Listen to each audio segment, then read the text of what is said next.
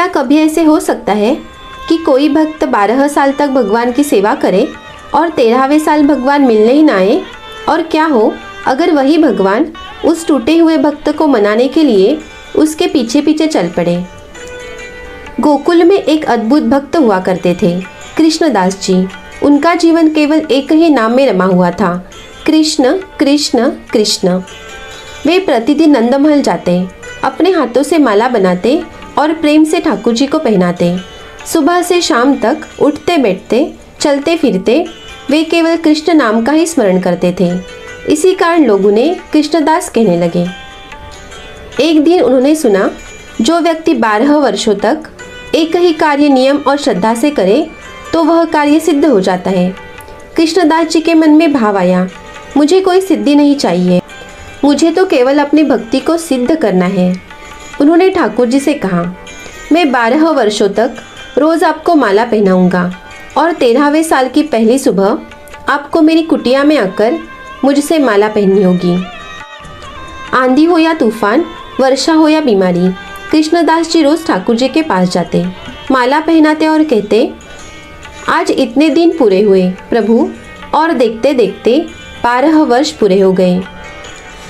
12वें वर्ष की आखिरी रात कृष्णदास जी बोले, कल 13वें वर्ष की पहली सुबह है, अगर आप नहीं आए तो मैं फिर कभी यहाँ लौटकर नहीं आऊँगा।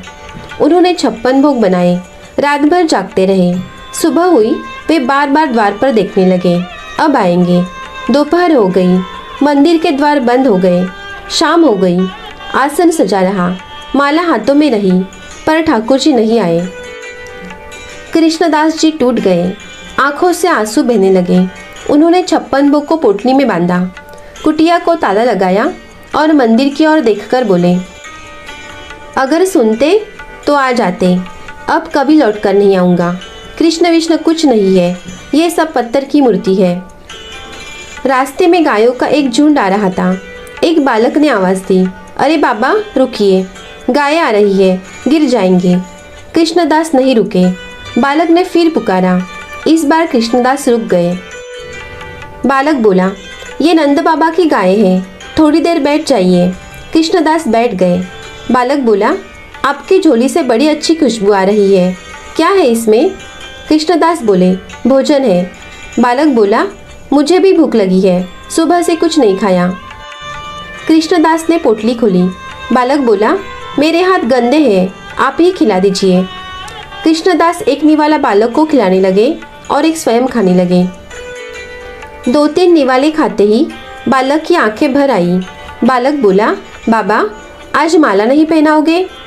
कृष्णदास चौंक गए। तुम कौन हो? बालक बोला, मैं ही तो तुम्हारा कृष्ण हूँ। और उसी क्षण भगवान अपने दिव्य रूप में प्रकट हो गए।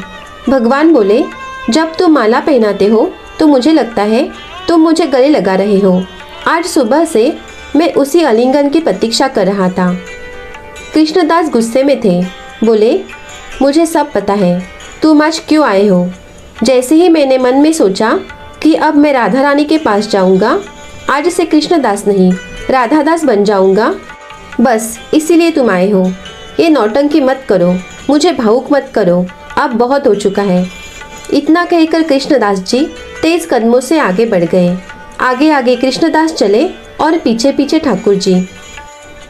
जैसे ही कृष्णदास बरसाना पहुँचे, उन्होंने राधा रानी को देखा तो उन्हें कृष्ण दिखाई दिए, और जब वे पीछे पलटे तो जहाँ कृष्ण खड़े थे वहाँ उन्हें राधा रानी दिखाई दी। तभी कृष्णदास समझ गए, राधा और कृष्ण एक ही है। अगर आपको वीडियो अच्छी लगी हो तो चैनल से जुड़े रहिए। राधे राधे, जय श्री कृष्ण।